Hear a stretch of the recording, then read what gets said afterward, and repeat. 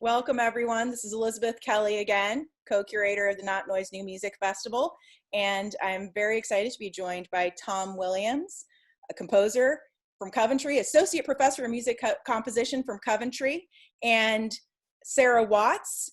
You can actually see her instrument behind her in her background. So she's a low clarinet specialist. She plays bass clarinet and the contrabass clarinet, and you're about to hear her concert, which will feature works by both Tom and me. And we actually just realized that we were the first two people to write for Sarah's contrabass clarinet. So just to kick us off, I thought it would be great if Sarah could talk a little bit about the contrabass clarinet and her contrabass clarinet, which she refers to affectionately as the Beast. So maybe could you tell us a little bit about the Beast, Sarah? Yeah, so the contrabass clarinet is the largest of the clarinet family. So I've always specialised on bass clarinet, but I wanted to go lower, and I love the low notes; they're brilliant. Initially, I loved the music of Donatoni, and I really wanted to play his contrabass clarinet piece, Ombra. And so I got a really cheap metal paperclip instrument from eBay, and quite quickly realised that actually I wanted the wood sound of the Selmer Rosewood contrabass clarinet. So I was really lucky enough to be able to get my own instrument from Henri Selmer Paris clarinets, and it's just the most amazing instrument to play. And early on I realized that there was very little repertoire that really featured the lyrical side of the contrabass, which really interests me. So I think that's really where your two pieces started to develop, because there's a lot of repertoire out there that really kind of feature quite hardcore contemporary techniques, very much kind of Darmstadt school, and that's not where I personally wanted to go. So yeah, it's been great to get these two really early pieces for me in, and to be able to also discover the instrument to push me as a performer. So yeah, that's really where I've come from with the contra, and this has all really been in the last kind of 2 years, 2-3 years as well. So I'm still a newbie really to the contra. But at this point, how many pieces have you commissioned, or how many new pieces have you? Because I suppose you didn't commission them all. You also had a sort of call for scores. And then we also had a call for scores for this festival. And actually 2 of the works from that call for scores are featured in your concert. We received submissions from all over the world, hundreds of people interested in writing for the contrabass clarinet. So yeah, I mean, I affectionately nicknamed it the Beast while it was on order.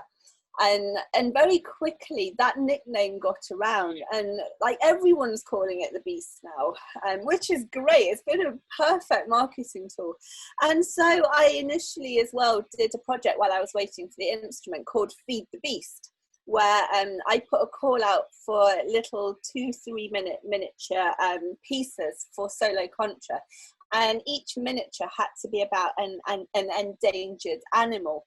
And I got about 40 calls from that, and I'm still going through them, but that's actually turned into a performance with visuals that Peter and Paula, Sheffield based company, have done, and it's got as well voiceover with the actor John Isles, so that's turned into a whole show. So there's that, and then I had the 10 wee drams, which is 10 miniatures about the Scottish Isle of Raasay, and 6 of those were for contra. So that happened, and then the electroacoustic side I think is really kind of attractive to composers. So we have numerous works now that are written with contra and live electronics or fixed backing. So it's going well. To Tom, right? Yes, so Tom, yeah, I'll hand over to Tom. Yes. Tell us a bit about your piece. Yeah. Yeah, I remember very early on having conversations about a bass clarinet piece, and then it was Sarah was saying, "Well, no, I'm going to get this contra." So I thought, "Oh, that sounds exciting." So I was introduced to this wonderful instrument, the Beast, and from there developed this piece, which I think is really looking at a number of characteristics of this instrument. I mean, particularly obviously that wonderful deep sound that it has, and it allowed me to really explore that, you know, to really get inside that. But also I was very interested by its dexterity and the fact that it can be incredibly good with its rhythm, with the articulation of those notes. So I wanted to take all those elements and really explore it. And I did a piece a few years back for a cello, an electroacoustic tape, and I wanted to do something very similar to that in the sense of working with electroacoustic medium as well. And I also wanted to make it so that it was, and I know we talked about this, Sarah and myself, that it was a piece that didn't require fancy sort of setups. It was essentially turn on, play the tape part, the fixed media part, the pre-composed electroacoustic part, which ran alongside. There wasn't an interaction, if you like, in real time through using Max MSP or some such program as that. And so that was a key element. But what I did want to do was to take the electroacoustic part and take the sounds of the instrument and, if you like, augment them electronically in that electroacoustic part. So that essentially it's very much a dialogue between the live contra and the fixed media, this augmented contrabass clarinet.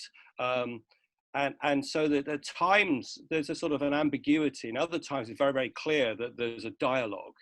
So sometimes there's a sonic merging, an ambiguous quality to the sounds where you're not quite sure who's doing what, especially if you're hearing without obviously seeing the live element. But at other times it's clearly a very strong sense of this is the contra. And the other thing is that if you're writing a piece which is fixed media, you don't want to, in a sense, give this quality that the fixed media is like some mad conductor that's deaf to the performer, but it actually feels like there's a constant interaction, and I was very much looking for that in this composition in the way that I composed it. You have a very evocative title for your composition. Could you maybe tell us a little bit about that? Yeah, it comes from I think a lot of just remind us what it is. It's it's called Weighed Down by Light. And there's a whole bunch of reasons. I did an earlier piece for cello and electroacoustic forces, and that was called Dart. And actually, at the time when I composed that piece, I didn't realize there was a poem by Alice Oswald, a wonderful English poet, a living poet, based down in Devon, where I come from. And it's about the River Dart. And I'd written this piece about the River Dart, and really taking some of the imagery and actually some of the recordings of the river. And so I was looking at her work and her descriptions of Dartmoor, where I grew up on the edge of Dartmoor. And she talks about it in a poem particularly called Cold Streak. And this poem has this image of the bleak moorland, and essentially this moorland is weighed down by light, and I just love that image, and I took that into the piece in a sense by that notion of weighed down, that heaviness of the instrument, and it's low, but actually that it has this spark of light in it that's just constantly. So this interplay, if you like, of the dark and the light comes into that title and comes into the descriptions that Alice Oswald uses in her poetry. And so that was very much a trigger for me, and was an image that, if you like, dominated my thinking of the piece. Interesting. Yeah, so I should say that I actually heard Sarah perform Tom's piece live. I think it was at the premiere in Sheffield. Sheffield. Yeah, Sheffield. Yeah. A couple years ago.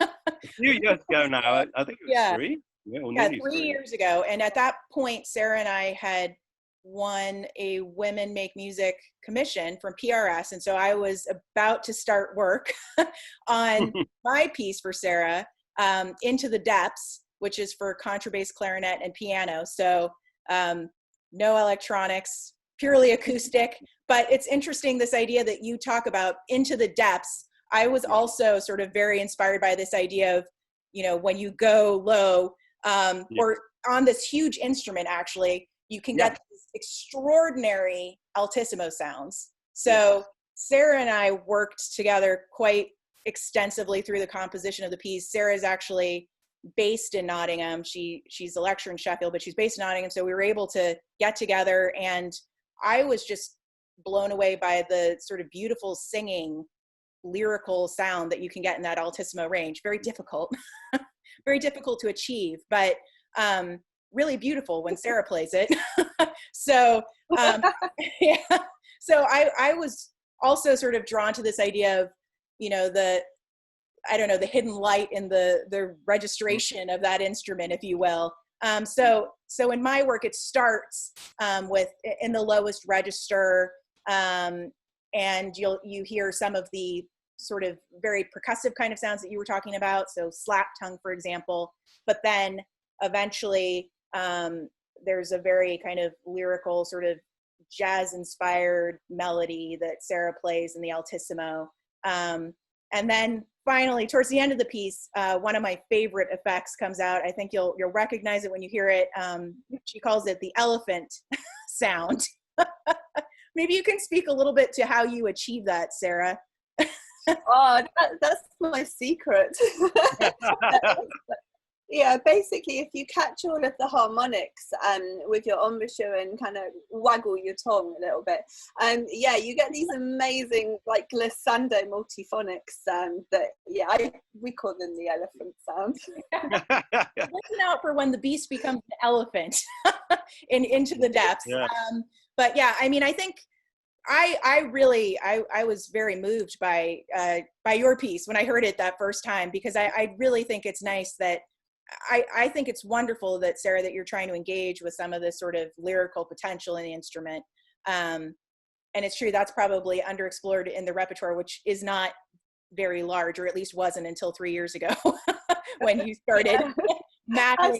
It's quite funny how the UK has become this centre for contrabass clarinet in a way, because I'm like trying to explore this more lyrical side, but we have Jason Alder in the UK as well, who's currently doing a PhD, and he's on this festival, actually. Yeah. yeah, and he's currently really looking at the real hardcore contemporary side, and so I think it really complements what we're both doing well. It really links together and shows everything the contra can do. So I mentioned that there were a couple of works from the Call for Score that you'll hear Sarah perform in this concert, but then there's also a really interesting work by another Midlands composer, and actually there are two composers featured from Keele University, and Sarah's worked quite a bit with them, and they also work with live electronics, right? But in a very interesting way. So maybe, Sarah, could you just say the names of their pieces, and just maybe briefly talk to what those pieces are about. So one piece is featured on Sarah's concert, and one piece is featured on a rare scale concert with Sarah's low flute collaborator, Carla Reese, who actually also originally hails from Nottingham. But maybe, Sarah, could you speak to the Keele pieces a bit? Yeah, so I've worked with Miroslav Spazov and Sorat Uderman for years now, well over 10 years, on various works. So of course they were really keen to grab onto the contra when I got it. So initially, and currently, we're working with a piece of technology called the Sabra, which was a sensor enhanced technology, and there's a device on it that picks up my breath, and that can be fed into the electronics, and it does all sorts of interesting things. So this concert will feature Idiosyncrasies by Miroslav Spazov, and that features the Sabra device and live electronics. But like your piece and Tom's piece, Miro really features melodic writing so beautifully. He works a lot with kind of Macedonian folk song, often appears in his music, and it's just such a wonderful piece. And then we will also be doing a piece in the symposium for Resga with Carla Reese that was written by Miroslav Spazov, and that's actually bass clarinet that I'll be playing alongside the alto bass loop, sorry. And that uses live electronics but no Sabra. But I love Sorav's music. It just has such an energy to it, and it's just great fun to play. So yeah, that will actually also be part of the festival weekend. So yeah. So yeah, just 4 completely different pieces and 4 completely different composers, but everything joins so well together. And really sort of a wide range of Midlands composers and different approaches represented in your work. So I guess go ahead, Sarah. All collaborations as well. I think like all the composers that we're talking about here from the Midlands, like every piece has been a collaboration, and I think that's one of the reasons why they're so successful as well. That's true. Yeah, because you also worked really closely together through the composition of the piece, right? Yeah. From day one, it was a real journey. Yeah. We're lucky to have this specialist with us, and then we're also lucky that we're able to actually get in there and work hands-on with the instrument, if you will. Yeah. So I guess that maybe takes me to my next question, just about how the pandemic has affected your practice. I maybe can speak a little bit to before Sarah jumps in. She'll have a lot to add, but we were originally supposed to have concerts featuring these works live back in May, which obviously had to be postponed. And so then we had to sort of undertake somewhat, I would say, heroic efforts to get Sarah and her pianist collaborator from the ska duo, Anthony Clare, who's also Nottingham based, and Carla Reese into the hall. And so we were very fortunate that we were able to, between sort of July and September, we were able to get Sarah and her collaborators into the hall a couple of times with, of course, after going through a risk assessment and everything like that with our wonderful sound technician from the university, Joff Spittlehouse, so that they were able to make some of these recordings, which you're going to see through the course of the weekend. But it was quite a journey to get us to these recordings, very different from a live concert experience. So we're obviously really thrilled that we can share these with perhaps a larger audience than could have, come to the hall for these performances. So that's a positive. But maybe if both of you could just speak to how the pandemic has affected your practice. So maybe starting with Sarah.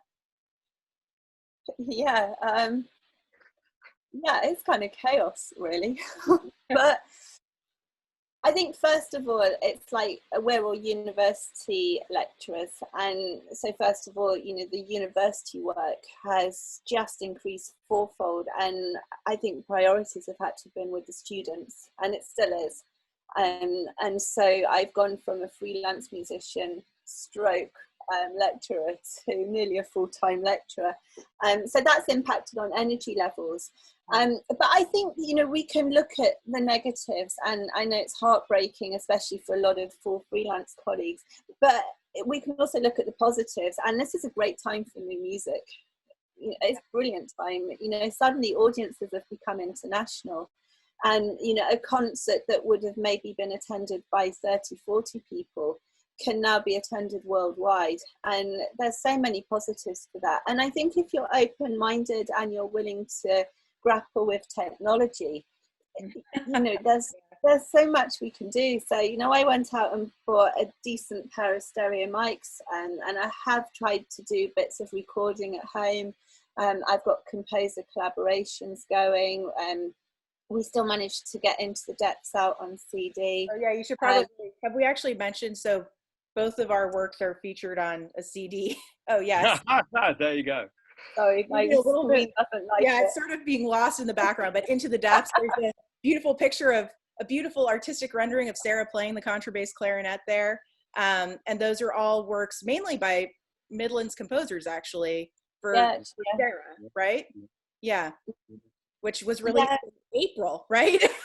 Yeah, I mean, the negative is that we still haven't done a proper CD release because obviously we haven't been able to get out there and, you know, do launches. So that's been disappointing. But I think I've done now quite a few streamed concerts in venues as well. So that's been good. Just using the time to plan things as well. Tom's writing me another piece as well for bass clarinet, and actually we had this little window where you could meet. That's and so Tom came around. We had a lovely meal outside in my garden, and then we spread across my living room and started the new collaboration. So it's just jumping on opportunities and not giving up, because we will go back to being live, you know, but we will keep this streaming going, which I think is fantastic, actually. So let's stay positive. I mean, I think we were very fortunate because we made the video of Weighed Down by Light.